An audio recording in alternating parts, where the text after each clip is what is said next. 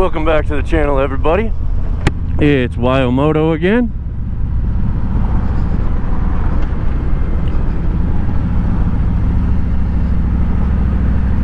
And today we're going to talk about picking the right dealership.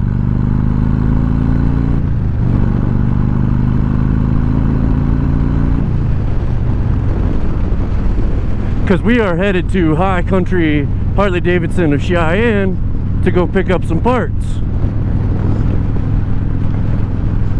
And I watched a lot of videos a couple months ago when I was thinking about doing this whole motovlogger thing about tips and tricks.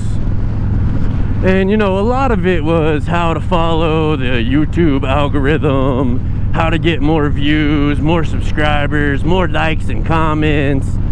And I didn't really care about all that. What I cared about was just having a good, genuine content. Something that a handful of people were really gonna enjoy, maybe help them out a little bit, and maybe even help me. And there was this one motovlogger, and I apologize for stealing your thunder, brother, but this morning I scrolled through for about an hour trying to find your video again, and I just couldn't find it. But this one guy said, you know, you can find videos, motovlogging tips for this and that all over the internet, but I got two tips that you should not ignore, that not a whole lot of other people are throwing out there. So I sat and listened. And this man got inside my head and stuck with me. He said, don't forget to ride just to ride. Don't turn every single video into a riding experience. Don't turn every ride into a motovlog. Let the stuff happen naturally. Don't buy parts just so that you can do an install video. You know, all that kind of stuff. Remember to take the time to remember why you were riding in the first place. And that stuck with me. He talked about how he has a chart set up next to his computer screen, stuck to the wall, of all the content that he wants to cover. And when he makes a trip that fits naturally with one of those topics, he's gonna throw it in. And so I started watching a couple more of his videos, and his personality just didn't mesh with mine. It wasn't something I could subscribe to, but that one video was solid gold for me.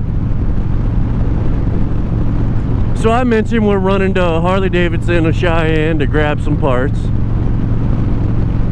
And this video is about picking the right dealership for you. They're sort of related, but how does that really stick out? Well, I'm gonna tell you. You know, my wife, she's about 5'2", maybe 5'3" on a good day. And she's been having some trouble with the forward controls on her Sport Glide. So I wanted to come up with some solutions. I jumped on her bike, tried to really get inside the body and the mind of a 5'2" woman. It's not an easy thing to do, but I tried to consider everything. And I realized that because she's got some extra insulation in her lovely, beautiful thighs, that up against that tank, it causes her leg to naturally come out a little bit. And she has a tendency to try and shift the air. In order for her to do all the shifting and stuff that she wants to do, she's got to like pigeon toe in to grab that little tiny shifter or that little tiny brake. But she's reaching the distance just fine. So I'm like, all right, I got the solution for this. We'll just grab a few pieces of metal that'll make the shifter stick out a little farther and replace the whole brake lever for something that sticks out a little farther. It should be all set. But then I remembered that there's a whole lot of wives out there or husbands, my wife is on that list, that is not going to listen to their spouse about anything. So I'm like, all right, I know there's 2 solutions to this. 3 if you consider a seat that will shove her up another 1.5 to 2 inches further. But then she's going to have issues with the bars. And it's just going to create this chain reaction of buying all these parts, spending all this money. So I said, you know what? The parts guys down in my local dealer, they're legit. I'm going to pretend to stay out of this one. I know that they will get her in the right direction if I just tell her, you know what, babe? You're in Cheyenne on Saturday anyway. Why don't you and your best friend just hop into Harley real quick, explain the situation, and see what the parts guy comes back with for you. And I'll be damned if the parts guy didn't explain everything. All the pros and cons, the benefits, the risks. You know, you drop $200 and some change on these parts, it'll make your brake lever and your shifter lever stick out farther. And if that works good for you, you don't have to change nothing else. You're all set. But if you come to the decision that that wasn't quite good enough, you might have, you know, lost $100 out of this deal, and you're probably just gonna have to sell these parts online for about half of what you paid for them, and then throw some mid controls on it anyway. And he fully educated her instead of selling the far more expensive part that was also gonna cost some labor, because I'm not really comfortable with all that. You know, changing up all the controls is kind of a life or death part, and I really didn't want anything to do with that. And he talked her through the whole thing to make the right decision for her, not what was gonna put the most money in the dealership's pocket. And so since I'm headed there to pick up those parts, I thought to myself, you know,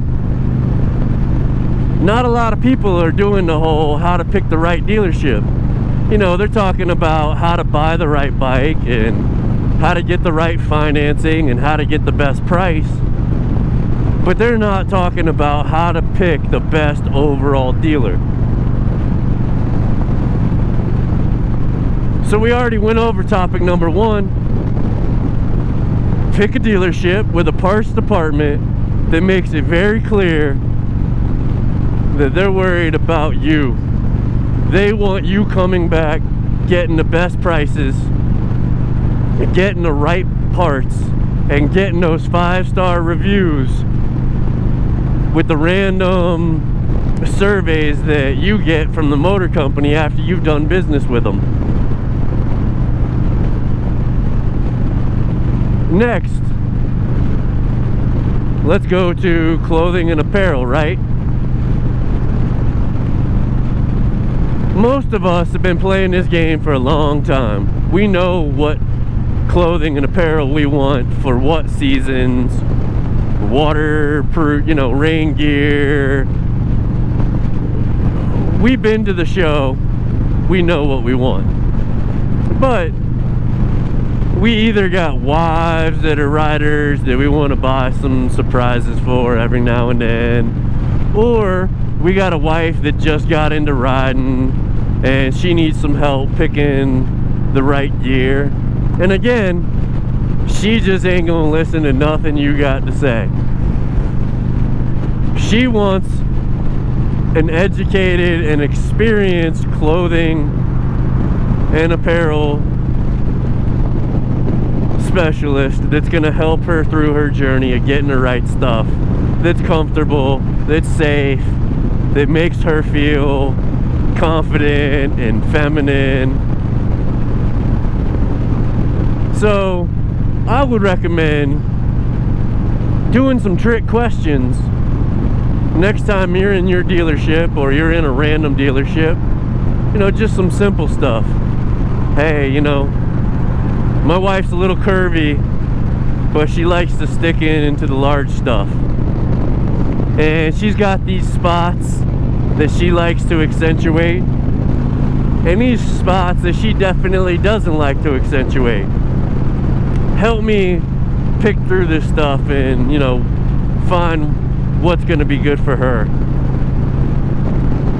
And just listen.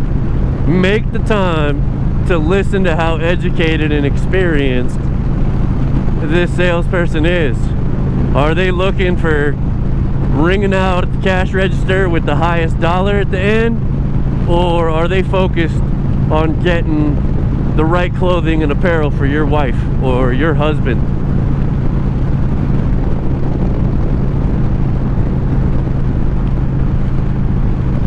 And then we move on to the service department. This is the one that's the biggest pain for me. I have intentionally known that in a month I'm gonna do a part. So over this next month, I know I'm gonna be in 3 dealerships. So I'm gonna get me a quote, the number of hours and the service price per hour at all 3 of these dealerships for the same service.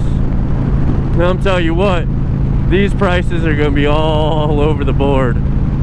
I have prices that varied everything from 180 bucks to almost 500 for the same exact service.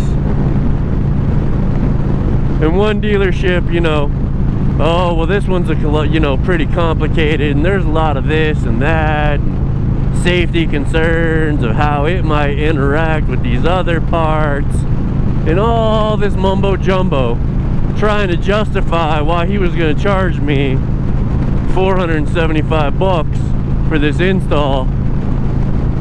And another dealership that was like, yeah, it's a little complicated, but because we're up here in Wyoming, we do this install a lot. Our technician does this every single week. We're gonna have you in and out of here in an hour, maybe an hour and a half. So I'm gonna quote you on the high end at $180 worth of labor, even though we might be able to get you down to 120. So since you can only be here on Saturdays, know that our Saturdays are slammed. Even though it's only an hour, hour and a half job, expect for your bike to be here for 3 hours. Even though it's only going to be an hour and a half of us actually jumping all up in your bike. Wow, that's not what I heard last week. I appreciate you, sir. And I learned a very long time ago to do all 3 of those things before I even decide where I'm gonna buy my bikes from. Because if I'm getting the right feel on all of those things, chances are pretty good I'm gonna get the right feel when I go to pick up my next bike. Which brings me to why I did business twice at High Country Harley Davidson of Cheyenne. So I've been looking over bikes. In one of my previous videos I mentioned, you know, kind of the long story short on this one, about how I was dead set I'm gonna start a motovlogging channel. I definitely want a Road Glide Special. And if I go with a blacked out bike, it's a little trendier. I like it almost as much, but I'm more of a chrome guy. And so my local dealer told me, yeah, we got one of those coming exactly the way you're asking for it in 5 to 6 weeks. You drop us $1,000 down and the bike's yours. But you change your mind for any other reason, the $1,000 is ours. If you get a equivalent or superior bike within, it's at, you know, a close time frame, we'll probably apply that grand to another bike for you. You know, and they were just straight up, this is all the ins and outs. Make sure that you want this bike if you're gonna drop the grand. They didn't hide nothing from me. Like, wow, all right. I've been to dealerships with similar rules that are just straight up like, yeah, it's $1,000 deposit. Don't discuss any of those negatives with you and let you reserve the bike. So a couple weeks later, it's Father's Day. I got no idea what's going on. My wife has already got financing approved for the bike. I won't go over our credit scores, but you know, she got us 5.49 in 6 years. The only stipulation was we had to get gap insurance into the purchase. There are no other options to get other gap insurance. It had to be into the financing. So it had to be gap insurance that worked directly with the dealer, or gap insurance that worked directly with the bank that we were working with. We show up on Father's Day and this thing is sitting here. I'm like, oh my God, that's the bike I actually want. If I didn't give a crap about what's trending, all other things considered, and a CVO was the same exact price, this is the bike that I actually want, because I'm so in love with this paint job. I love the chrome and the stretch bags. I get to choose all the other stuff that I want to do with the bike. This is what I actually want. And the wife already knew this. The wife and the kids had it all set up. They were gonna buy me the bike of my dreams for Father's Day. I'm all touched and stuff. Like, this is the most shocking, generous, loving thing that anyone has ever done for me in my life.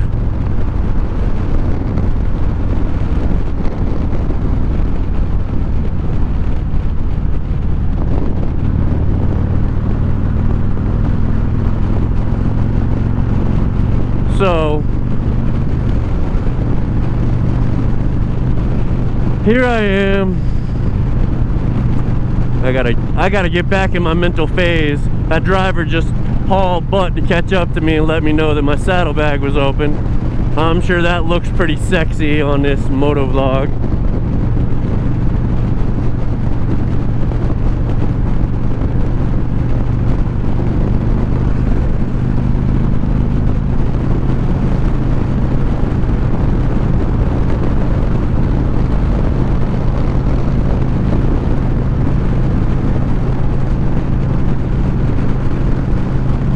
So shout out to that guy, first gentleman on a 15-mile ride.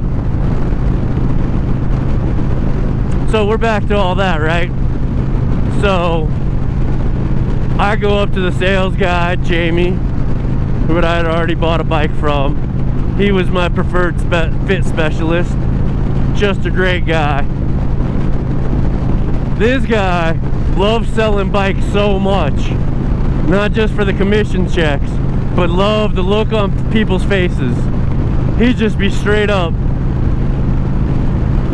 hey, I can tell that you're not 100% certain what I'm telling you, so I want you to do yourself a solid. Before you close on this bike with me, take delivery, I want you and the wife to go run over, grab some lunch from somewhere and watch some YouTube videos about what I'm telling you, and maybe that'll help you make your decision on a yes or no with this bike. Instead of that, supplies are limited, act now BS that you get from most dealers. He legit wanted you to make the right decision for you. But he's gone now, moved on to bigger and better things. Family's growing, he had to make some more So respect to him. Put the family first.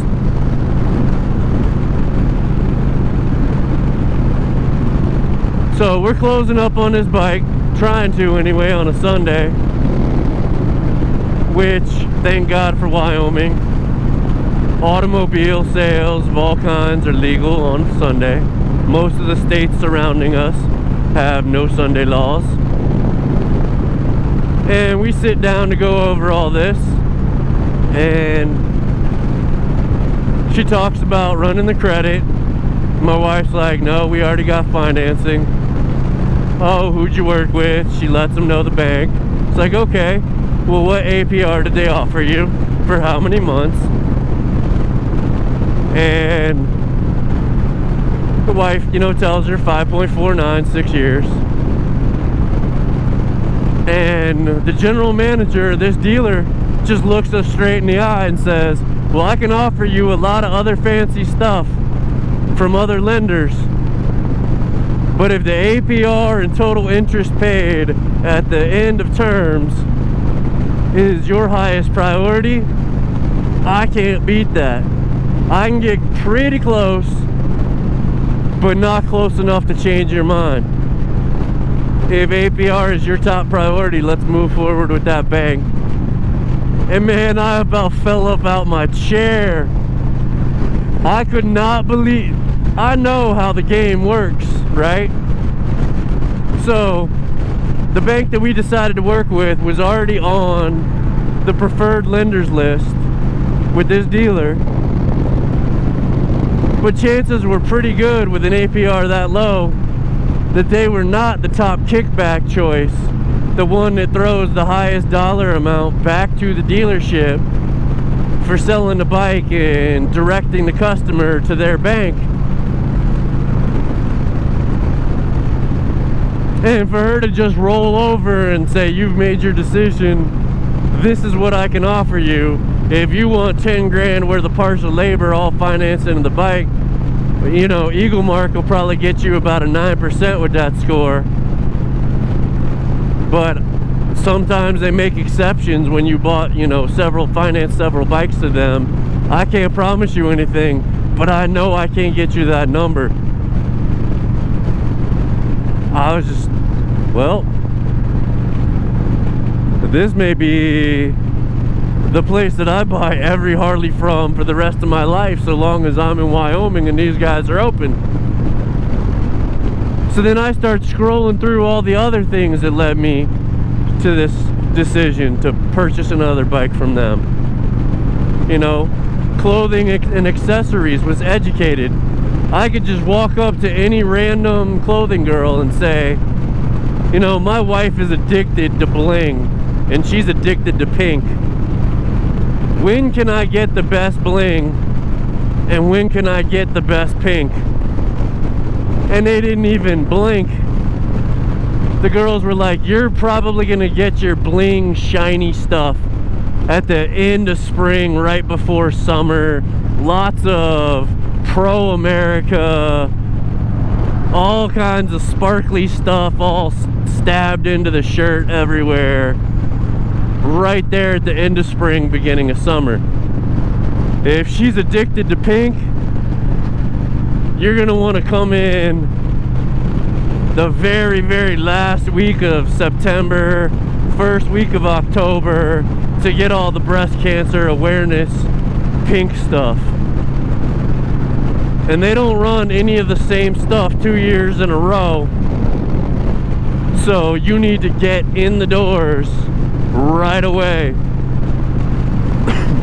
Because everything that's medium and large is gonna be gone by the time we get to week 3. And oftentimes supplies are already gone online. You're just not gonna find it for the rest of the year. Sometimes you'll be able to go somewhere like Utah Harley-Davidson that buys a lot of stuff in bulk and marks it up a little bit more than the average dealer and still be able to find it on week 3 or week 4. I'm like, wait, Did a dealer that owns 2 franchises just tell us where we can get stuff from another franchise if we can't find it from them? What? Did they answer all of my questions instantly and accurately? What? That was just impressive. When I walk into that dealer, unless it's a CVO, you got to keep in mind this is a low volume dealer. They do not get a lot of CVOs. The whole Midwest, unless you're one of the very top volume dealers in the Midwest, does not get many CVOs. So they put some markup on the CVOs. They don't have a sticker detailing all the prices start to finish on the CVOs. They just don't. But every other bike on the floor, they're gonna list you, this is the MSRP. This is the options and the suggested price for those options from the manufacturer. This is our freight charge for a bike that weighs this. This is our, you know, price for the color that you got.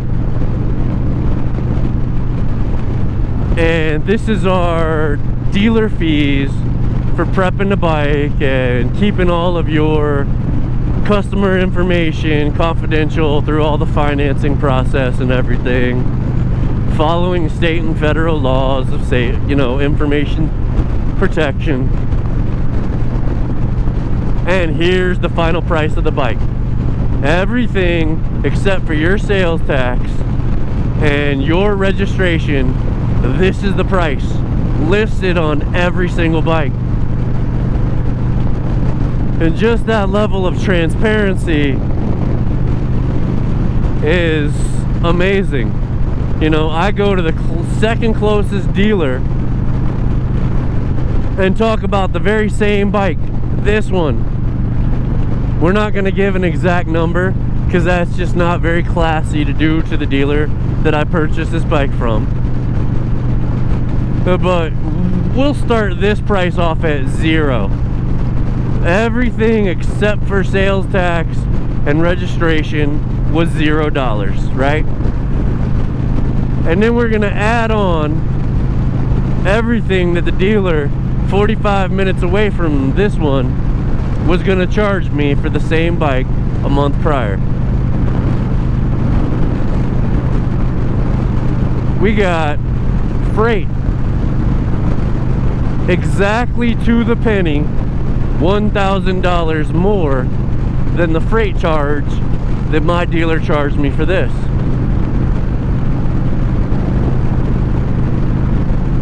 Dealer prep fees, you know, about $300 more.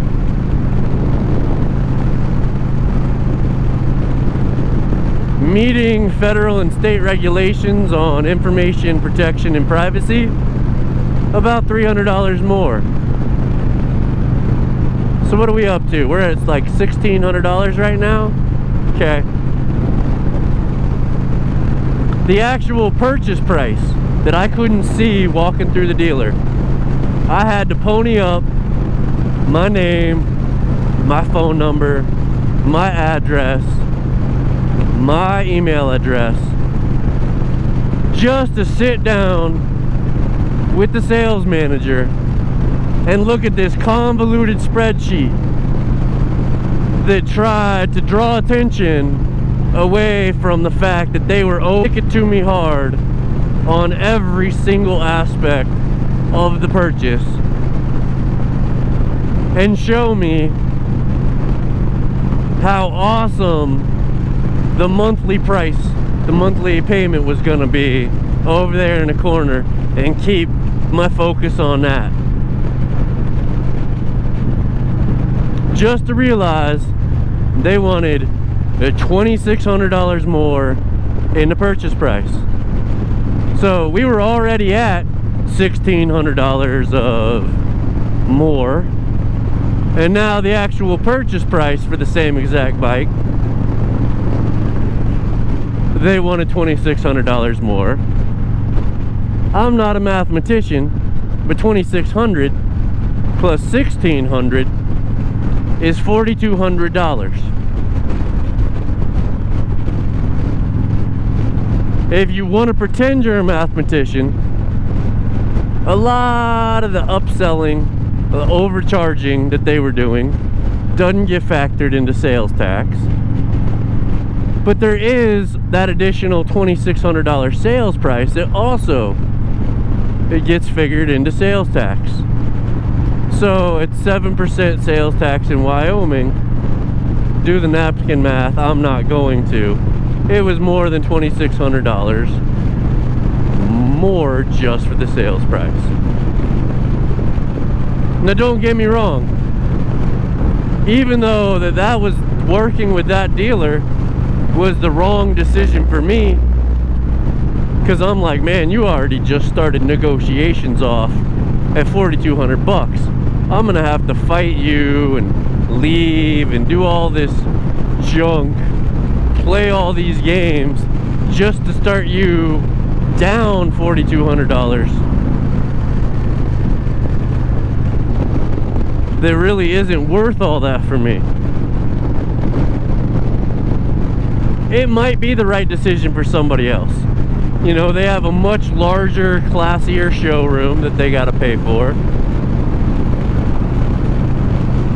They have a much larger selection of motorcycles. You know, they move 1,100 bikes a year, where the dealer I work with moves somewhere around 500. So they have a much larger selection to deal with if you're coming in every couple weeks to look at what they got, or you're gonna sit down with a salesperson to reserve a bike they got coming in soon. They also do a huge bike night every week, all spring and summer. You know, and they gotta pay for all that somehow. They got huge live shows that are free once a month, every month through a little bit of spring and most of summer, maybe even one at the beginning of fall. And they got to pay for that somehow. I get that. But I live almost 2 hours away from them. All of their bike nights and their live shows conflict with my work schedule plus the 2-hour drive or ride. I'm just not gonna make it there in time for anything they got to offer. So for me, that $4,200 was the wrong decision for me. Coming in with my own financing, they don't even want to play with you. You know, it's one of those, look, every bike that hits our floor moves out before we got to mark it down until we start talking about January and February. Then our bikes will sit and we got to start moving these things out the door before the next model year comes out. If you want to bring in your own financing and start haggling us on prices and actually get the bike at MSRP, actually get it for the real cost of prep and real price of information protection, come talk to us in January and February. But be sure to bring a bike trailer, because you ain't gonna get a motorcycle through the foot of snow that's sitting on the road. So I respect them for their, you know, being honest about their cutthroat and being honest about, you know, if you start playing poker with them, they start actually, instead of just masking and shadowing everything, you call them out on it, they'll step up to the plate and be like, yeah, we gotta charge more, this is why. So I definitely respect them for that. And if I lived closer and I was doing their bike nights and I was doing their live shows, I would, yep, let's do it. Let's pay the 4,200 extra bucks. It's worth it to me to keep this place open, to keep the doors so large, such a large selection of bikes. Yeah, that price is worth it to me. But when they ain't the dealer right down the street, I'm not gonna play those numbers.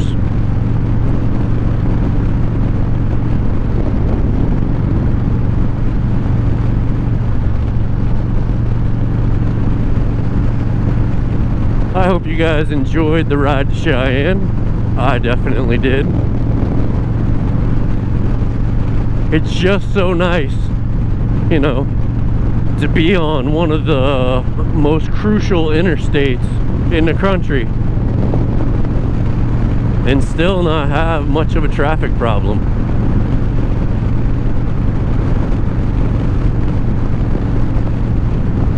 But right about this time of year, my preferred dealer has a crap selection of bikes. And the reason why, because their prices are so good, service is so good, their clothes and apparel so educated and such a good selection that they average 5 or 6 guys coming in the end of this week, beginning of next week. They fly out here from God knows wherever, purchase their bike here, and ride it out to Sturgis 5 hours. And then after Sturgis is over, they ride the bike back home. They've already, you know, preset appointments of when they're going to be rolling through for their 1K service and all that kind of stuff. Pretty legendary. You know that you're the place to be when you're a small rink-dink dealership that only moves like 500 bikes a week, and you sell 24 of your bike every year from people that either fly out to you to get the bike or order the bike and then pay $500 to have the bike shipped because they're saving way more than 500 bucks to buy their bike from you and then ship it. They're still making out like a bandit. So if you're rolling through Wyoming, remember High Country Harley Davidson of Cheyenne. I'm gonna steal Matt Laidlaw's joke, but then I'm gonna screw it up at the end, so I don't think he can sue me when I screw it up this big. High Country Harley Davidson of Cheyenne, Southeast Wyoming's oldest, largest, finest Harley Davidson dealer, but also Southeastern Wyoming's smallest, youngest, and crappiest Harley Davidson dealer, because they're the only one in all of Southeast Wyoming.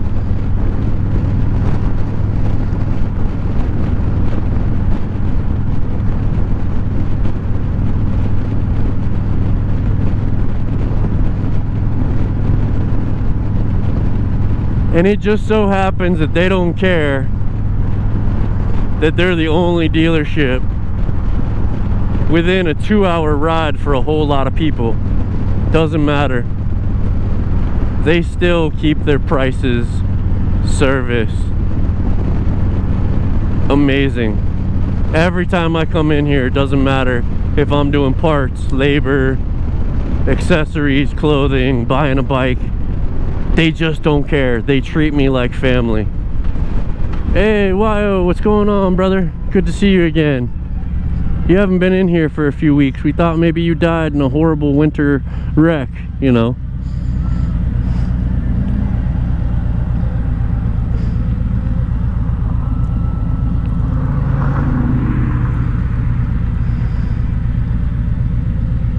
I'm gonna be okay. I'm gonna include the parts that have my saddlebag flopping all around.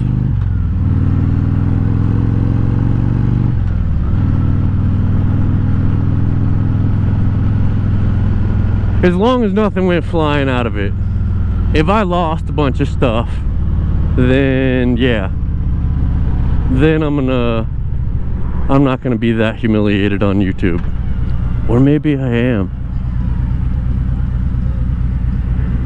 God, I love the way this thing feels at 2 miles an hour.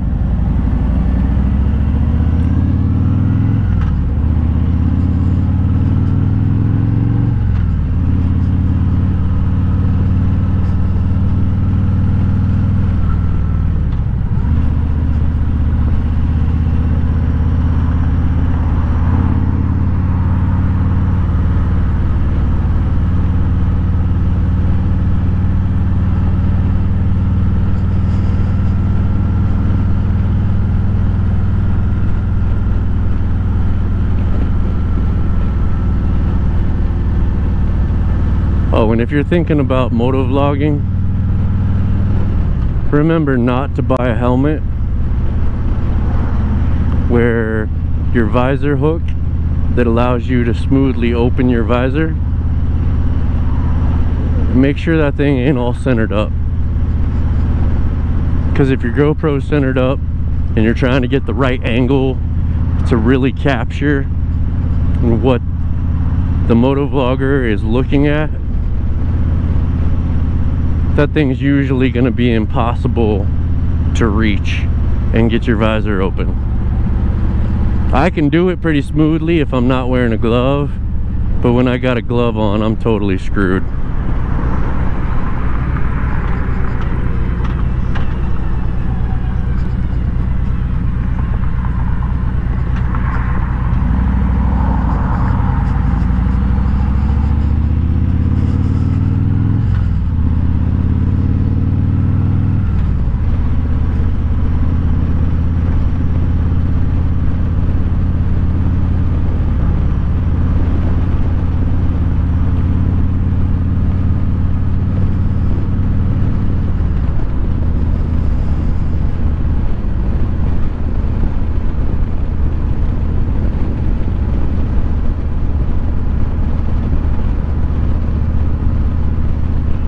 And there she is, my personal Disneyland.